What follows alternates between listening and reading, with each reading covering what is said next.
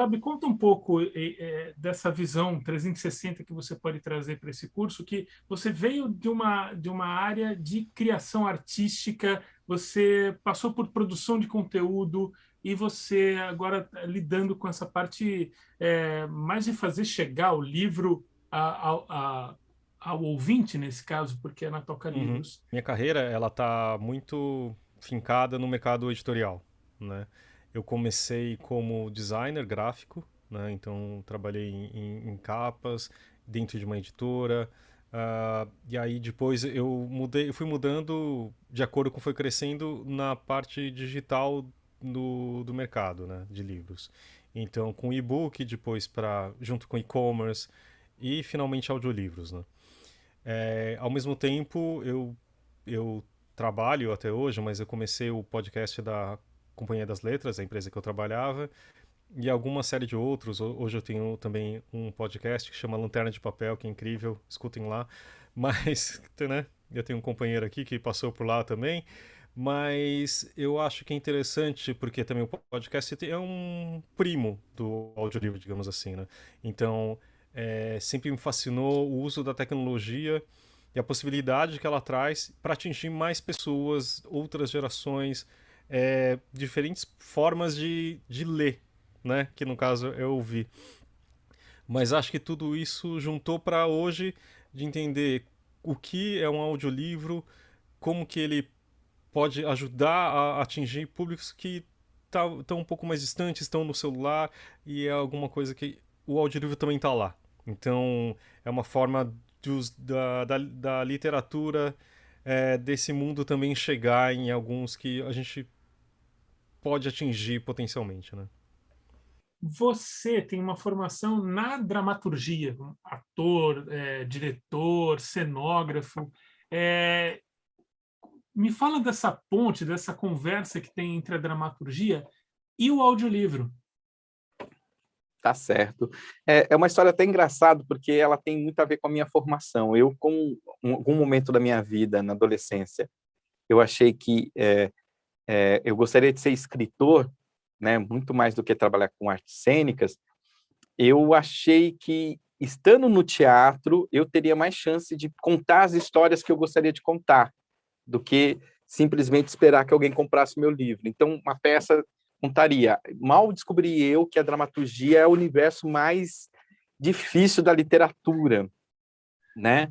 Porque você depende exclusivamente condensar em falas toda uma ação que não pode ser descrita, e você depende do ator que vai dar qualidade para essas falas, né?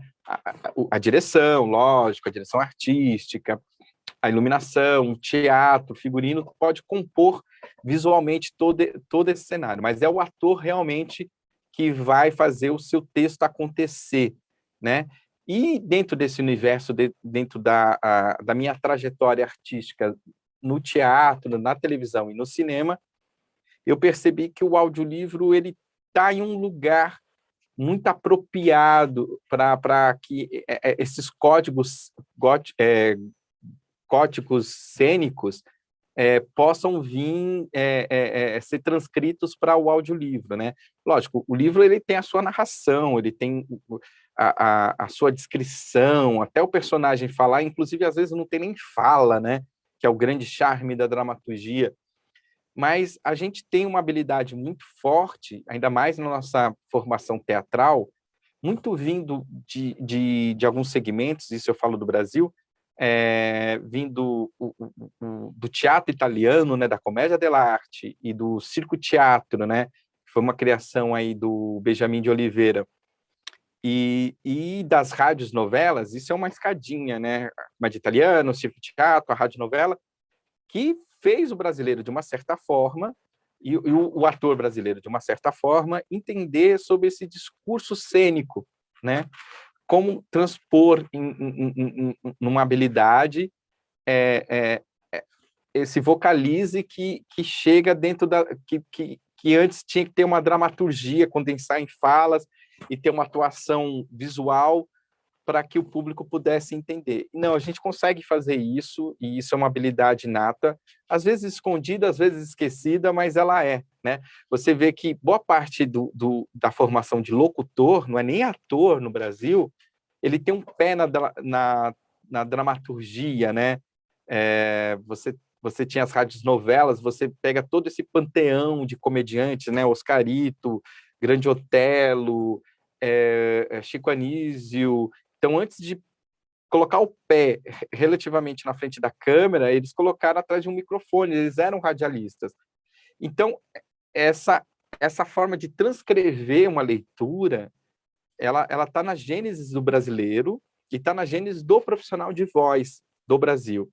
Então, eu apenas ativei um pouco essa minha formação cênica voltada aos diálogos e prolonguei ele, né? Porque o livro é realmente muito maior, né? Ele é uma peça de teatro para durar 1 hora só.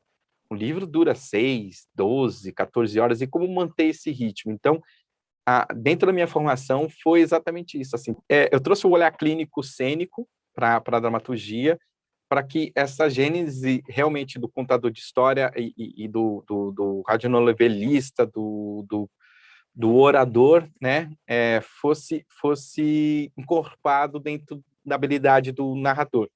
Quando eu falo que a gente trouxe da Tocalivros, porque é isso, porque o profissional do audiolivro ele está sendo formado no Brasil ainda, né?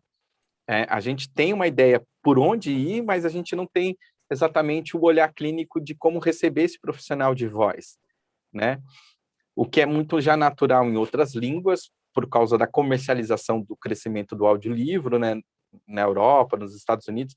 Aqui no Brasil ainda não teve esse viés comercial, esse olhar clínico, está tendo agora, está crescendo agora. Então, esses profissionais de voz, eles estão sendo orientados dentro das habilidades que eles já possuem. Então, são atores, atrizes, locutores, professores, palestrantes. E as artes cênicas, na minha formação, têm um olhar muito clínico e popular. E popular, quando eu falo, não é o popular dentro da cultura, não é aquilo que forma culturalmente só o popular. É o popular do dia a dia, a conversa no boteco, a conversa no trabalho, como que a gente, nós brasileiros, na sua pluralidade dos Brasis, mantém essa comunicação e como mantém dentro de diversos gêneros literários que a gente trabalha aqui dentro da Toca Livros.